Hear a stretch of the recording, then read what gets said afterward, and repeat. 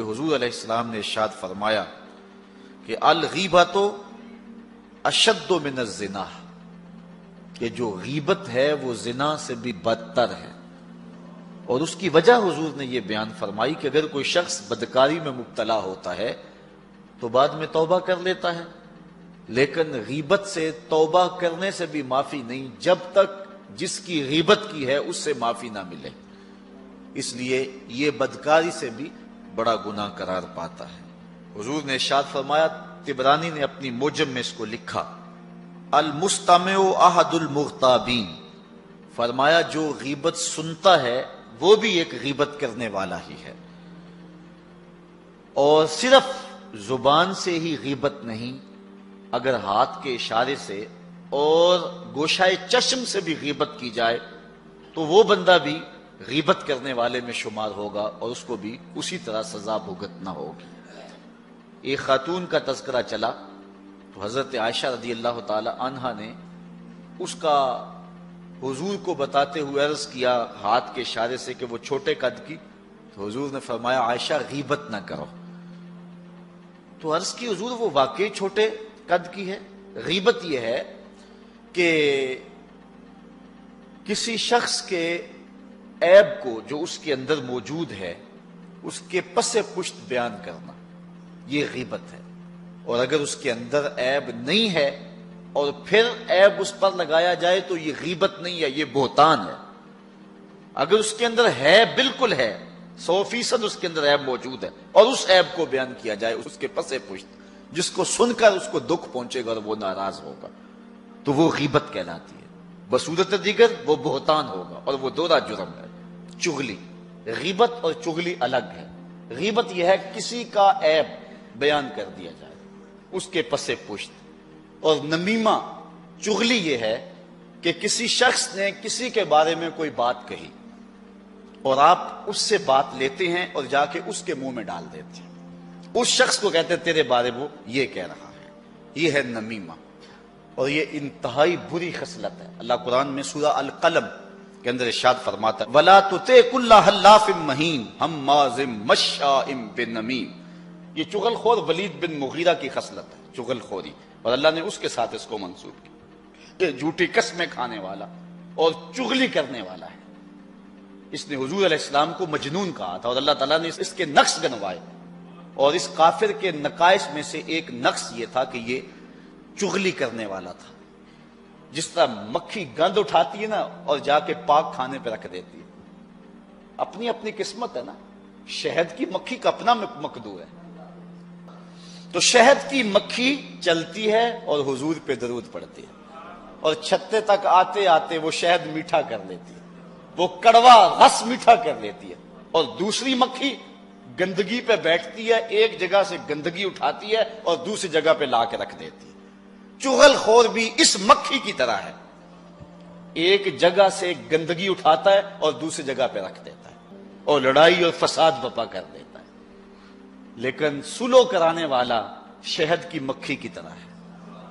کڑوا رس چوسا، دوسرے کو کہا یار وہ تو تیرے بارے میں جذبات ہی بڑے اچھے رکھتا ہے، واپس آتے آتے اس نے اس کڑوی باتوں کو میٹھا بنا لیا. اور پھر اس نے کہا اچھا پھر میں ہی غلطی پہ ہوں، اگر وہ میرے بارے جذبات یہ رکھتا ہے تو پھر میں غلطی پہ ہوں، میں توبہ کرتا ہوں، میرا اس کو سلام کہہ دینا.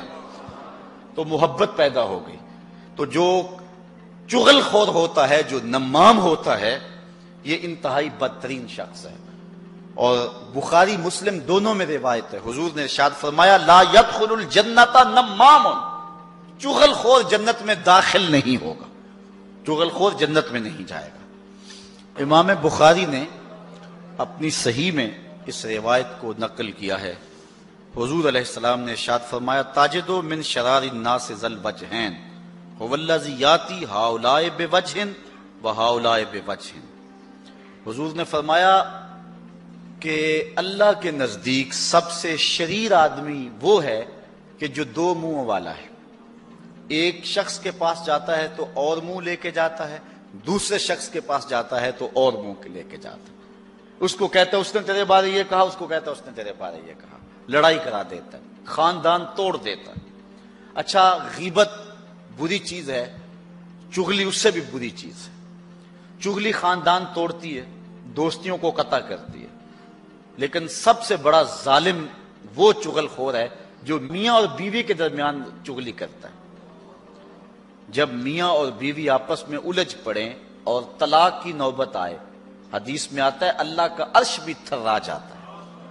اللہ کو یہ انتہائی ناپسند ہے. تو جو شخص غیبت کرتا ہے اور چغلی کرتا ہے اور خاندانوں کو لڑاتا ہے، دوستوں کو توڑتا ہے، ان میں سے بدترین شخص وہ ہے کہ جو بیوی کو خامند کی بات بتائے اور اس کے خلاف بات کرے، اور جو ہے وہ خامند کو بیوی کی اور بیوی کو خامند کی، اور اس طرح دونوں کے اندر تفریق ڈال دے. تو اس کے پاس اور منہ لے کر آیا، اس کے پاس اور منہ لے کر کے آیا. لوکی مینوں منہ آتے خول چڑھا کے ملتے نے، ویکھن نو کتنے مٹھے پیڑے کتنے دل دے دے. کتنے لوگ ہیں کہ جو معاشرے کے اندر کام ہی یہی کرتے ہیں، ویلے ٹگے، انہیں کوئی کام نہیں ہوتا، بس لوگوں کو لڑا رہے ہوتے ہیں، جھگڑے فساد، خاندان کے خاندان اجاڑ کے رکھ دیتے ہیں. حضرت عمر رضی اللہ تعالیٰ عنہ فرماتے ہیں کہ میں کسی سے پوچھوں نا کہ تو آج کل کیا کرتا ہے، وہ کہے کہ میں آج کل فارغ ہوتا ہوں، کہتے وہ شخص میری نظر سے گر جاتا ہے. فارغ نہ رہو، مومن فارغ نہیں ہوتا، ہر وقت کچھ نہ کچھ کر رہا ہوتا ہے. اپنے آپ کو مصروف رکھیں، با مقصد زندگی بنائیں، ایک لمحہ بھی بے مقصد نہ گزاریں. حضرت قعب رضی اللہ تعالیٰ عنہ کا ایک قول ہے، فرماتے اتقوا النمیمہ فإن صاحبها لا یستریح من عذاب القبر. کہا چغل خوری سے بچ جانا، اس لیے کہ جو چغل خور ہے وہ عذاب قبر سے نجات نہیں پا سکتا ہے، وہ عذاب قبر میں ہی جو ہے مبتلا رہتا ہے. اگر کوئی شخص غیبت کرے کسی کی یا چغلی کرے تو اس کو روک دو، منع کر دو، کہا میرے سامنے نہ کر. حضور علیہ السلام نے ارشاد فرمایا، جس کو حضرت امام ابو داؤد نے روایت کیا، فرمایا لا یبلغنی احد عن اصحابی شیئا فانی احب ان اخرج الیہم وانا سلیم الصدر. حضور نے فرمایا کہ میرے سامنے آ کر میرے صحابہ کی کوئی بات نہ کیا کرے، ان کی کوئی چغلی اور غیبت نہ کیا کرے میرے سامنے، اس لیے کہ میں اس بات کو پسند کرتا ہوں جب میں ان کے پاس جاؤں تو میرا سینہ ان کی طرف سے صاف ہو. ظاہر ہے کسی شخص کے بارے میں اگر کوئی غیبت کرے گا، کوئی چغلی کرے گا تو اس شخص کے بارے دل میں میل پیدا ہو جاتی ہے. انسان کمزور ہے نا، اگر میرے سامنے کوئی کسی کی بات کرے گا تو میرے دل میں اس کے لیے بات آ جائے گی، اور جب میں اس سے ملاقات کروں گا تو وہ بات ملاقات کے درمیان جو محبت کی گہرائی تھی اس میں رکاوٹ بن جائے گی. اس لیے جب بھی آپ کسی سے ملیں تو کسی مومن کے بارے میں اس کو غلط بات نہ بتائیں. اور آقا کریم علیہ السلام کا سینہ تو ویسے ہی صاف ہے. یہ جو کچھ حضور نے فرمایا ہے یہ حضور نے ہماری تربیت کے لیے فرمایا. حضور کے سینے پر تو میل آ ہی نہیں سکتا نا.